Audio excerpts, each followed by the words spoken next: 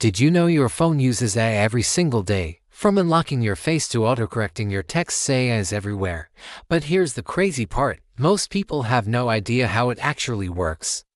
Is it magic? Is it cheating? Today, I'll explain AI in plain English, no coding knowledge needed. I stands for artificial intelligence, but it's not intelligent like humans. Think of it as a super advanced pattern recognition machine. For example, when you see a cat, your brain recognizes it instantly.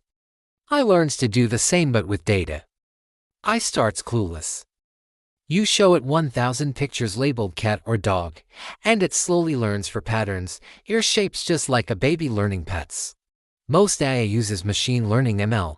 Here's how it works in 3 steps. 1. Data input. You feed it examples like weather data to predict rain. 2. Training. The AI finds hidden patterns, e.g. dark clouds equals rain. 3. Prediction. It guesses future outcomes based on past data. The more data you give it, the smarter it gets. For complex tasks like chat, AI uses neural networks, layers of digital neurons that pass information. Imagine a team of detectives. Layer 1 spots basic shapes, lines, curves. Layer 2 combines them into parts, ears, tails.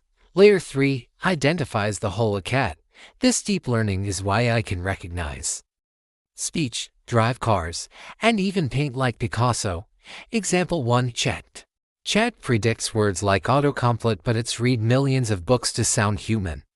Example 2. Facial recognition. Your phone maps 30,000 points on your face. AI compares them every time you unlock it.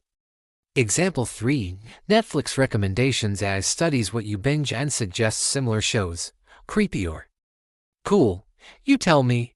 AI isn't perfect. It can inherit biases from bad data, e.g. racist facial recognition or hallucinate fake facts. Remember, AI doesn't understand, it calculates. Think you want to know more about technology? Please subscribe, like, comment, share.